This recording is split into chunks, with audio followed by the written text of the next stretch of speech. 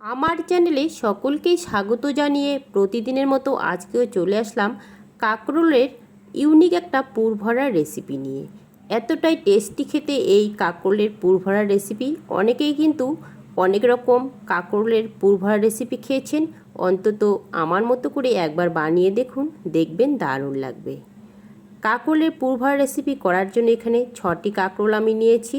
তারপর কাঁকরোলের উপরে যে কাটা কাটা অংশটা আছে সেটাকে তুলে নিয়ে তারপর দুই সাইডের অংশটাকে কেটে মাঝামাঝি আমি কেটে নিয়েছি। এবার কাঁকরোলের ভেতরে যে অংশটা আছে সেটাকে একটা কাঁটা চামচের সাহায্যে পরিষ্কার করে বের করে নেব। প্রতিটি টুকরো থেকে আমি কিন্তু পরিষ্কার করে বের করে নিয়েছি, আবার ধুয়েও নিয়েছি। ধুয়ে নেওয়ার পর এখন আমি কাঁকরোলের টুকরোগুলোকে সেদ্ধ বসিয়ে দেব। প্রায় 1 মিনিট সেদ্ধ করে নেব। আর সেদ্ধ হতে হতে আমি মশলা করে নেব। মশলা করার জন্য এখানে 3টে বড় সাইজের পেঁয়াজ কেটে রেখেছি, সেই পেঁয়াজ কুচি আমি মিক্সিং জারে দিয়ে দিলাম। এখন দিয়ে দেব 6টি কাঁচা লঙ্কা। ঝালটা আপনারা আপনাদের ইচ্ছে মতো দিয়ে দেবেন, যে যেরকম ঝাল খাবেন সেই অনুপাতে দিয়ে দেবেন। আর দিয়ে দেবো এখানে আমি সাদা সর্ষে। সাদা সর্ষেটাকে আগে থেকে আমি গরম জলে ভিজিয়ে রেখেছিলাম। সাদা সর্ষে দেওয়ার পর এখন দিয়ে দেব পোস্ত ও শুকনো লঙ্কা। পোস্ত ও শুকনো লঙ্কাও আমি আগে থেকে গরম জলে ভিজিয়ে রেখেছি, সেই পোস্ত শুকনো লঙ্কা দিয়ে দিলাম। এবার আমি দিয়ে দেব পরিমাণ মতো লবণ আর দিয়ে দেব জল। এখন আমি একটা মিহি সুন্দর পেস্ট তৈরি করে নেব। পেস্টটা রেডি হয়ে গেছে। পেস্টটাকে অন্য একটি পাত্রে আমি নামিয়ে নেব। একদম মিহি পেস্ট হয়েছে কিন্তু। আর ততক্ষণে আমার কাঁকরোলগুলো কিন্তু সুন্দরভাবে সেদ্ধ হয়ে গেছে। কাঁকরোলগুলোকে আমি নামিয়ে আবারও ঠান্ডা জলে ধুয়ে নিয়েছি। এবার যে পেস্টটা আমি করে নিয়েছি সেটা প্রতিটি কাঁকরোলের টুকরোর মধ্যে আমি দিয়ে দেব, দিয়ে পুর ভরে নেব।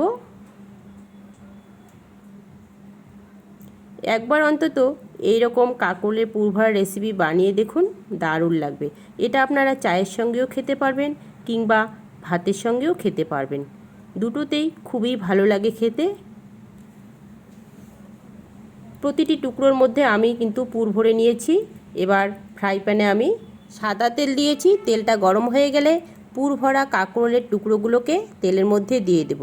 যে দিকটাতে আমি পুর ভরে নিয়েছি সেদিকটা নিচে করে দিয়ে দেব। প্রথমে আমি 6টি টুকরো দিয়ে দিয়েছি। এবার নিচের দিকটা হয়ে গেলে উল্টে দেব। এইরকম যখন লালচে রং ধরে যাবে তখন উল্টে দিতে হবে। প্রতিটি টুকরো আমি উল্টে দিলাম। উল্টে দেওয়ার পর এখন আমি ওই তেলের মধ্যে সামান্য পরিমাণ লবণ দিয়ে দেব। লবণ দেওয়ার কারণে কাঁকরোলের যে নিচের দিকটা আছে সেটা একটু নোনতা ভাব হয়ে যাবে আর খেতে ভালো লাগবে। কাঁকরোলের টুকরোগুলো কিন্তু ভাজা হয়ে গেছে, এখন আমি নামিয়ে নেব। আর বাকি যে কাঁকরোলের টুকরোগুলো আছে সেগুলোকেও একইভাবে তেলের মধ্যে দিয়ে দেব।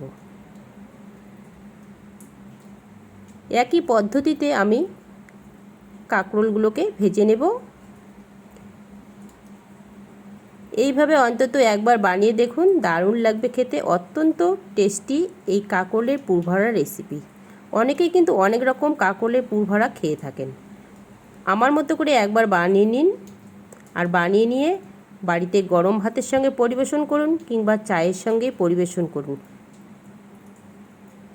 এখানে আমি সমস্ত কাঁকরোলের টুকরোগুলোকে নামিয়ে নিয়েছি। নামিয়ে নেওয়ার পর উপর থেকে আবারও আমি সামান্য পরিমাণ লবণ দিয়ে দেব। আমার এই কাঁকরোলের পুরভরা রেসিপি যদি কারো ভালো লেগে থাকে তাহলে চ্যানেলটিকে সাবস্ক্রাইব করার জন্য অনুরোধ রইল। Thank you.